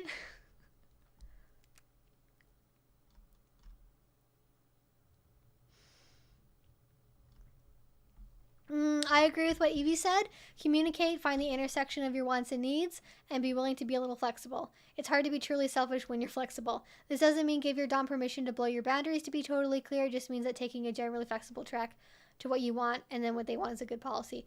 So I think they responded to this because what they said is, I'm willing to be flexible IRL. When I think about scenes, there are a lot of things I would not feel comfortable doing. I guess I just have to jump in and try.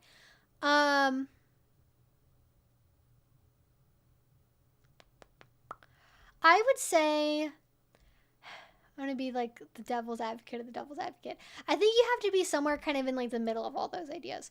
I think having strong limits and boundaries, especially as a new submissive, is really important. And I think there's a difference between being flexible or like being open. I could say, I wouldn't even say being flexible. I think there's a difference between being open to new experiences and like compromising your boundaries to like make someone else happy.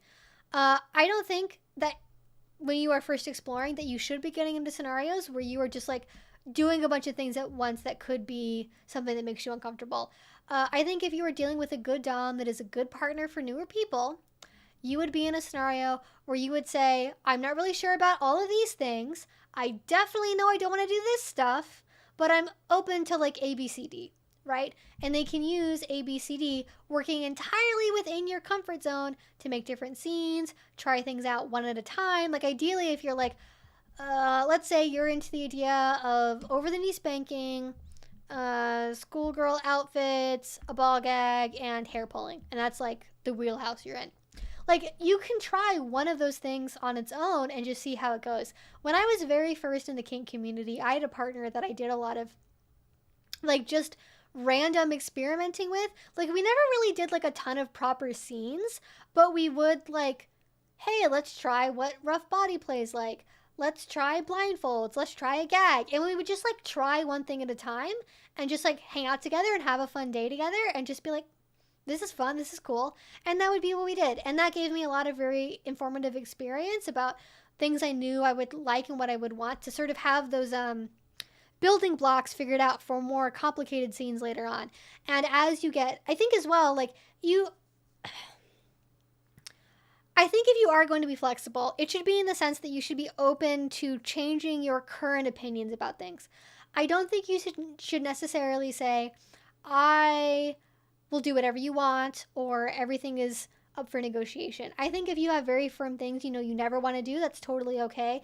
But I think if you try really hard to be super inflexible early on to like protect yourself, you can put yourself in, and I do see there's a super chat, I'll call it out in a second, but I'm on a roll. If you are on, or if you're developing a relationship and you have started it from a place of like, well, I said that this was a limit and this was a limit and I don't like this. So even though I'm kind of feeling like now I want to explore that, I have to stick with my original statement of it being a limit for me. I think you should be open to having new perspectives on things as you learn more. Because I think that like first 2 years in kink, when you were doing scenes for the first time, you were going to get a lot of new information about yourself, about other people, what feels good, what feels bad, what you enjoy, and that can be totally different from what you expect it to be. You might go into things thinking you're a total masochist and then realize you're more submissive, or thinking you're totally obedient and find out you're totally a brat. So you have to be open to changing your mind a little bit, but you have to be open to changing your mind. Not having somebody else change your mind for you, not having a dom come in and say, I'm going to teach you how to like this because a good submissive would enjoy this.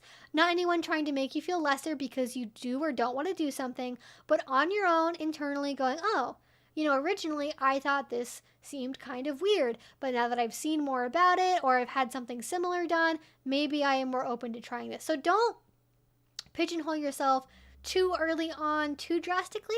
Do enough to protect yourself, have those firm limits, but know that you can kind of like renegotiate with yourself for changing your mind and having different ideas. All right, super chat. We got from Ticket Black. I write erotica and I would like to know how the chat feels about the common BDSM horror romance tropes, i.e. a supernatural being kidnaps and forces the maiden into life and fall in love with them.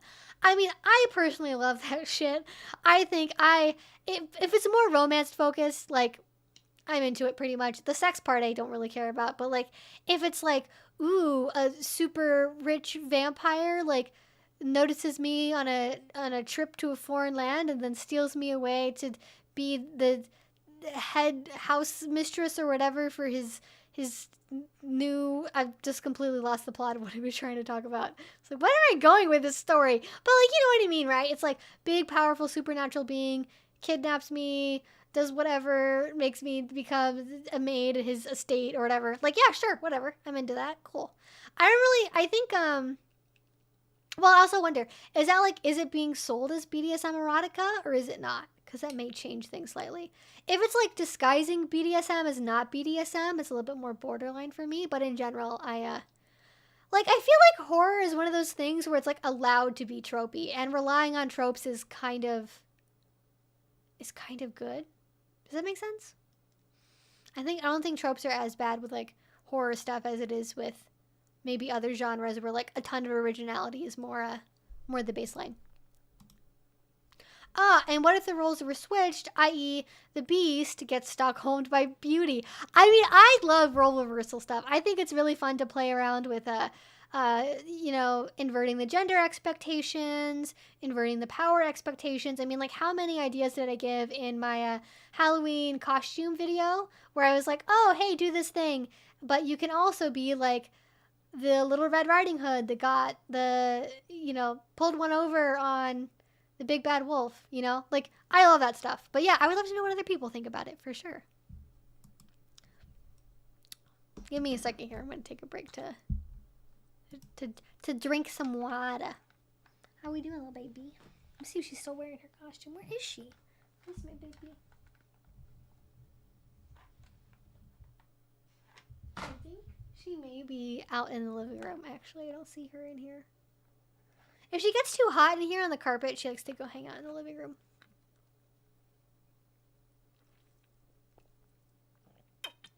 Ah.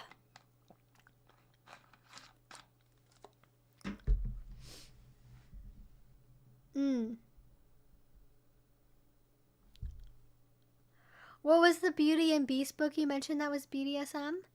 I don't think I mentioned a BDSM book.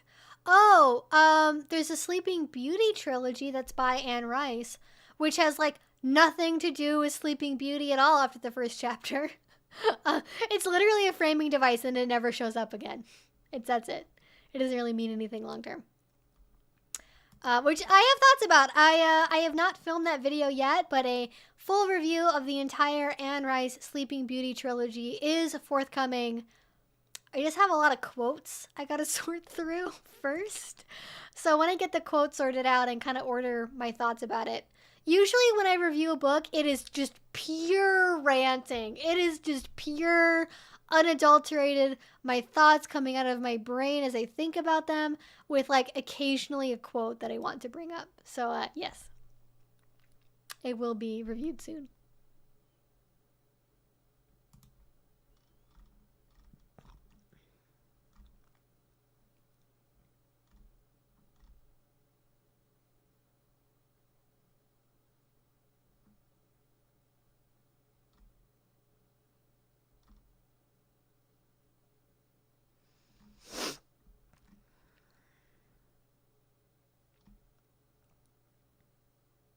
It can also be useful to research what doms and tops get out of their scenes in dynamics. Then you might better understand what they might also like, what you like / need. Yeah,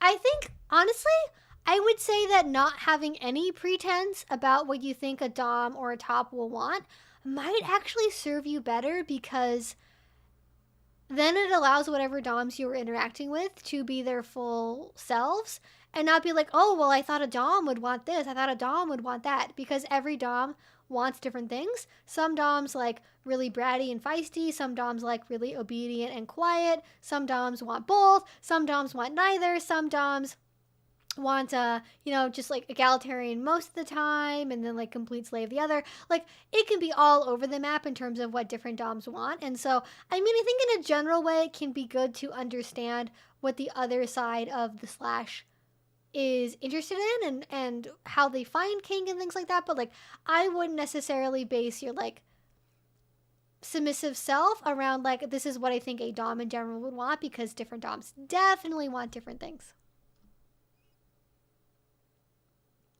I missed your star sign, but my my star sign. So as I said, Cancer Sun, Gemini Moon, Virgo Rising. I don't know. I don't know which one of those is technically the star sign or if it's star signs. I don't really know a lot about this stuff, so you'll have to tell me. Being new to BDSM should be treated like a good barbecue. Wait, where is this going? Keep it low and slow, testing along the way until it's perfect for what you want. Yeah, good analogy. I love it. We love a good 24-hour barbecue. Should last longer than that, though, with BDSM.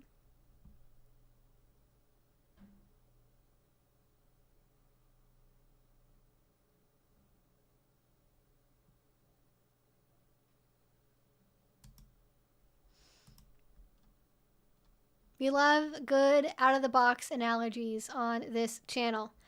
I think things with non-con elements, like, that can be valid, but it's necessary just to view it as fiction for, like, fun. Oh, like with the kidnapping stuff? Oh, yeah. I mean, obviously. Like, I think that's, like, and I'm going to talk about this when I talk about the Sleeping Beauty trilogy. Like, I think there is BDSM erotica that tries really hard to, like, be very realistic and be, like, a real relationship. In which case, like, starting off with a kidnapping and then falling in love with, like, I don't know, a Russian oligarch. That's probably not the ideal way to present BDSM, trying to make it realistic. But if you're dealing with like a fantasy trope where it's like a retelling of a famous fairy tale, like I think it should be fairly obvious that it's either part of the original story or is obviously part of like a fantasy universe, is not like trying to say something about in real life BDSM. Most people do this.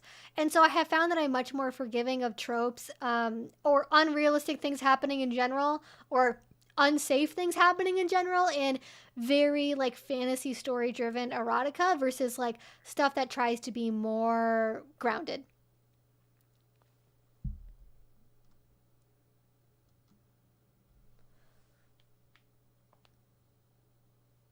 Oh, yeah. When things have non-con elements but have a kind of mutual understanding, even without the kind of consent we want, IRL, that can be nice. Oh, yeah. Well, I think what's funny is you could even do kind of a subversion of the trope. I don't know if this is a subversion necessarily, don't come for me.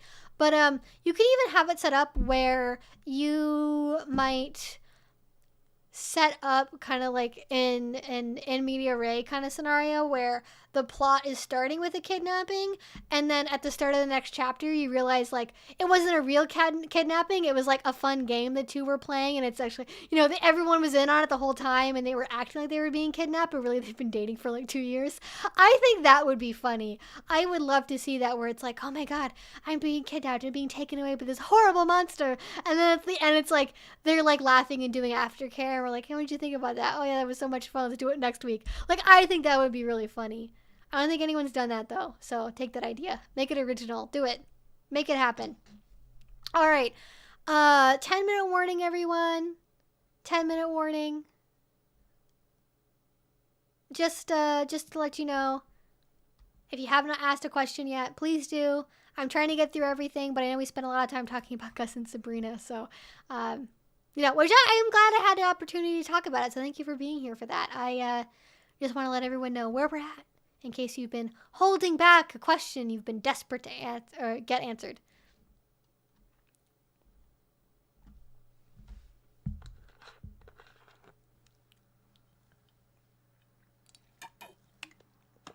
Still not a cat. This is still not a cat.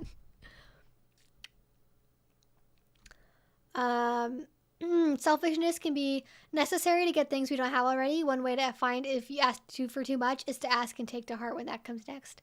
Yeah, I mean, I think if anything, submissives tend to be more conservative with what they ask for. Like, they're worried about offending a dom, and so they tend to rein in asking for what they really want. And I think it's probably better if you ask for too much and give your partner more opportunities to say no than ask for too little and then feel unsatisfied, in my opinion. You know, I was going to include clips from Bram Stoker's. What is wrong? I filmed videos today and I had like 2 hours of Patreon calls earlier today.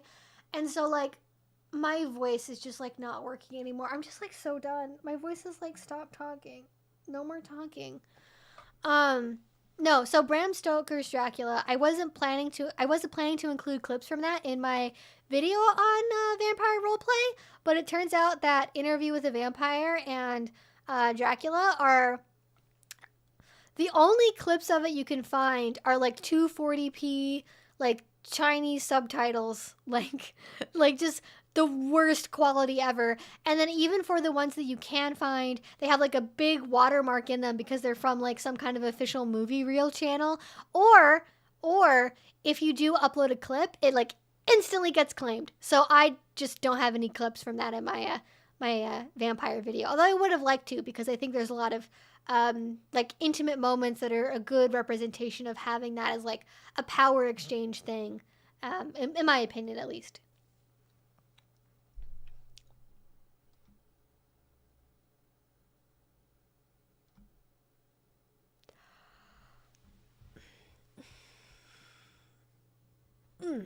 How to get a fresh male dom partner into playing while building boundaries. My ex always got upset if I used a safe word, assuming that yes to slapping meant yes to hundreds. I want to try not to get mad. I'm not mad at you. I'm mad at this person.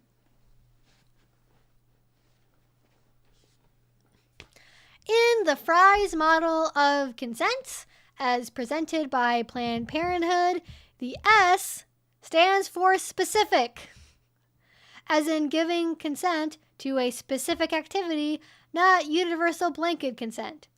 In some scenarios, depending on how you are negotiating for the consent to something can mean consent in an ongoing way, where when you say yes to this, you are kind of implying yes in the future to that thing, right? Like maybe kissing, maybe hand holding, whatever else. But you make sure that person knows that it is going to be an ongoing thing or not. Generally, though, if you are doing something in a BDSM scene and you say yes during the scene, that does not give the person permission to do it to you all of the time whenever they feel like it, you know? Oh my God, I love what we do in the shadows. There's a clip from what we do in the shadows in my video of vampirism. There is. Look for it closely. It goes by very fast. It involves spaghetti. It's kind of towards the end, but it's in there. Maybe I'll watch that tomorrow. What we do in the shadows is so good. Have you guys watched the TV series? I've not watched the 3rd season yet. Maybe I'll start that tonight. Maybe. Ooh. What we do in the shadows, watching that is going to be my little treat for tonight for working so much. Yes. I love it. I love the show. I love the movie. It's all good. But get back to Denduty's question. My ex always got upset if I use a safe word. To me is, oh my God. Consent is specific. It is always irrevocable. That's not even like getting a male dom partner into playing while building boundaries. That's just someone like not understanding what boundaries are. Like, my dude, if I could have a conversation with this boy, because he's not a dom in my mind, he's a boy. I would say, boy, listen up. Just because someone says yes to this once doesn't mean yes for forever. Just because they say they want to be slapped in a scene doesn't mean you can slap them whenever you want. Safe words are not a personal affront to you. Safe words are not there for you to judge and be upset over. If your partner is having to repeatedly use a safe word, you should be asking yourself, what am I doing wrong to make this keep happening? What boundary do I keep stepping on? Why is this such a problem for what I'm doing? It's not the other person's fault that they are having to say a safe word a lot. It is you not listening to your partner, not getting enough of either details in negotiation, not understanding the limits of your negotiation. Like, you are fucking up in some way if you have to use a safe word, or somebody is causing you to have to use a safe word constantly. Like, I think it's worth being just for the sake of the benefit of the doubt, and they didn't like intend harm or use it as an excuse for harm. You have to be so clear when you are dealing with a person that is new to BDSM and what consent and boundaries look like.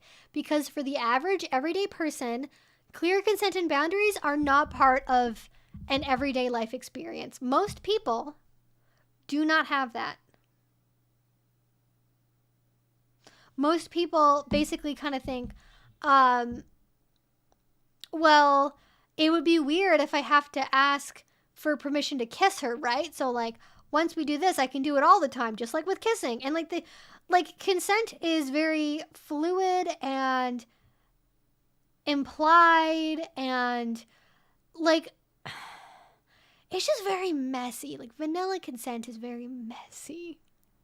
So I wouldn't recommend having that as like, that's a good enough starting point for talking about consent. Like, you gotta, like, and I'm not blaming you, I'm saying in general for the future, in any kind of scenario like this, be that with you or anyone else, like, very clearly outline, like, this is what a safe word is. Make sure they know that safe words are not, like, a punishment for them. It is not something to get upset over or punish someone for.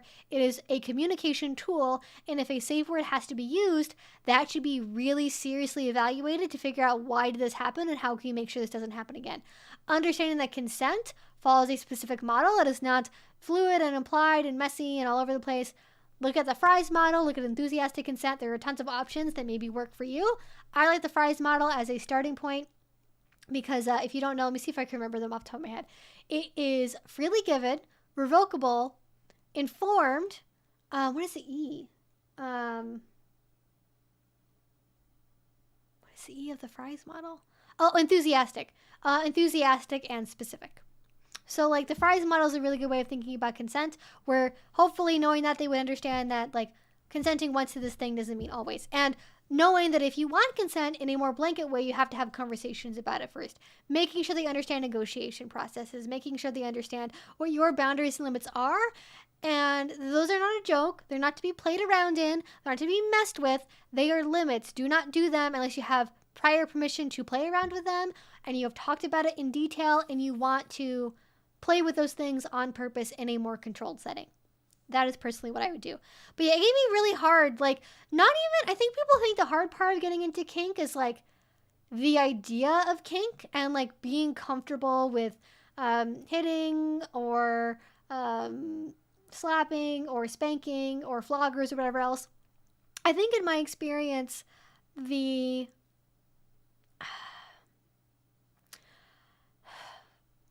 people tend to, I don't want to like make this comparison to porn because I think like there is a tendency to blame porn for the world's problems and I don't want to do that. But like a lot of violence is fairly mainstream in a lot of pornography. And with that, I think people that are kind of in the younger age bracket now, like kind of around my age, like I think there's a little bit more of acceptance of BDSM in general because it is so much more mainstreamed on things like TikTok and Tumblr and porn. But the hard part is the communication bit. Because like you can be good in bed sexually, think that makes you a dom, and be shit at communication. And a lot of people ride on that. A lot of people are like, well, I'm very dominant in the bedroom and all the women love my penis and so that means I'm a real dom. And it's like, no boy, that does not make you a dom. That makes you an asshole with too much confidence. Please do not get them mistaken.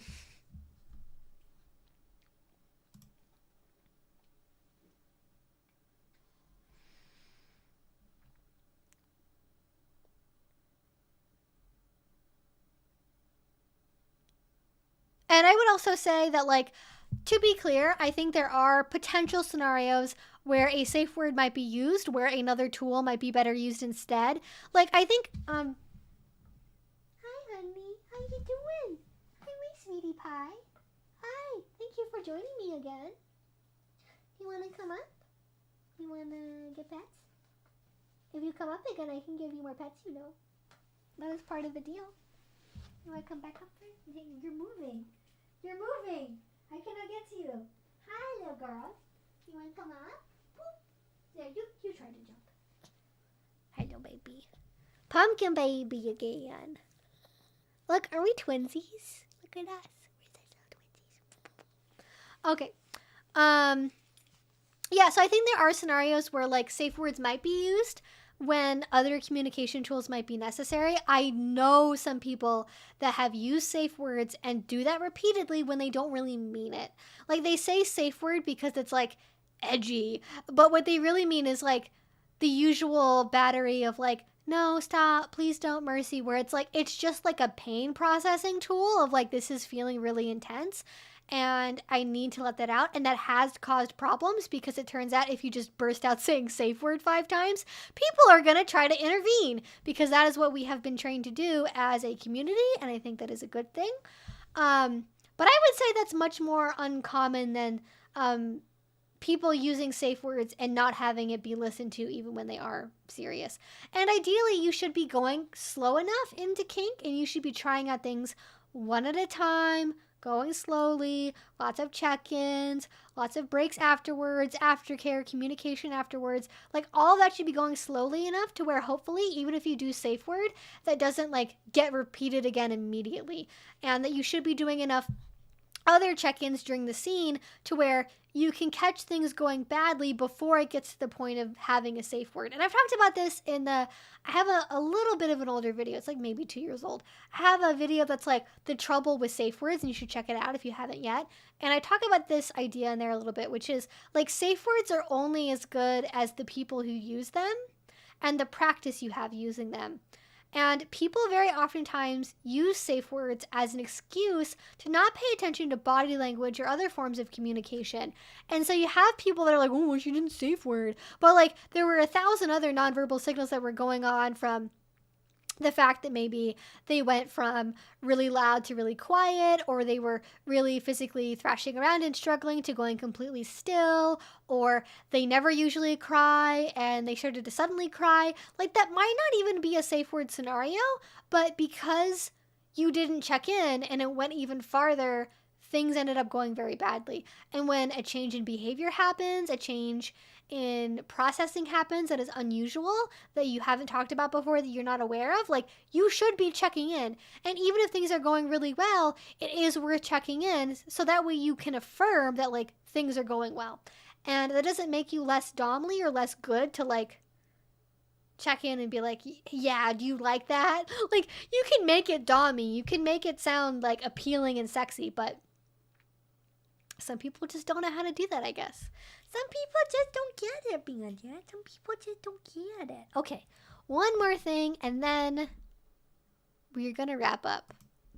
Unfortunately, I just like my voice can't. You can hear it in my voice. My voice.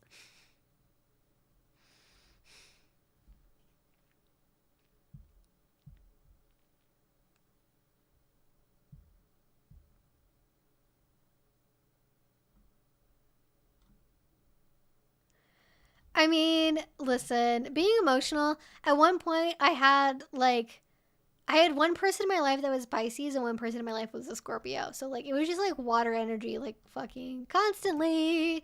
So much emotional water energy all over the place.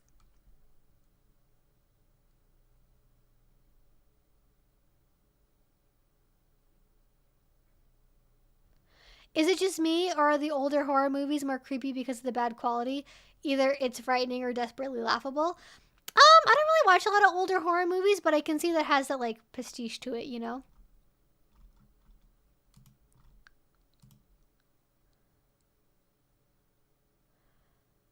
I don't really think there's a way to make the the only way I can see that happening for like for blood play substitutions, to tricking the eyes into thinking lube is blood. If you had red lighting on and like a very opaque lube, you could maybe make it seem like it looked like blood, but you'd have to get something that would reflect the color red. So I have not tested that, but that would be my one idea. Otherwise, I sadly do not know. Why is everyone think I give off cat energy? I'm literally allergic to cats, which is the complete irony of this. It's so funny. I am doggo. I am dog. Not cat. Oh, you guys are funny. Hi, baby. What are we doing? We have shoved her head under the desk for some reason. That's apparently comfortable.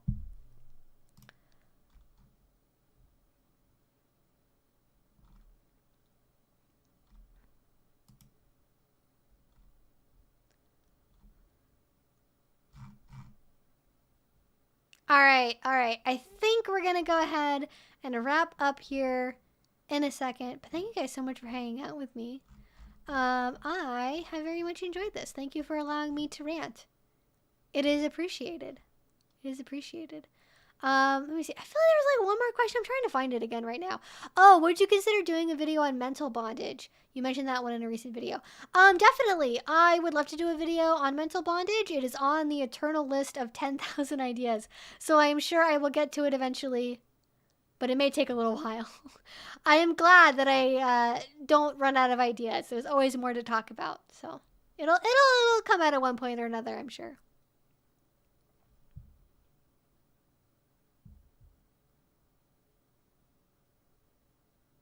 Like, the reason I have ears like this is because this is how Pomeranian ears look. Like, look at our ears. Hi, baby. I know. Hi.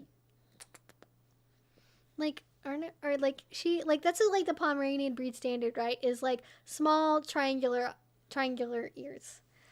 Some Pomeranians have like super teeny weeny ears. You can't even see them. How are you supposed to hear your prey if you don't have ears? I know, it's really silly. Very silly. All right. Thank you so much, everyone, for hanging out with me. We will be streaming on Patreon tomorrow at 3. We're doing a little Halloween movie matinee. If you want to check that out, it is available for all patrons, any level, any dollar amount. You can hang out with us on Patreon. We're going to be watching Interview with the Vampire, and I will be streaming as per usual next Friday. Have a very, very happy Halloween. I do have one more Halloween spooky video coming out for you all that's probably going to either be out tomorrow or on the 31st. I haven't decided yet. One of those 2 days. Last Halloween video coming out for this year. And yeah, hope you all will enjoy that one. And I'll talk to you soon.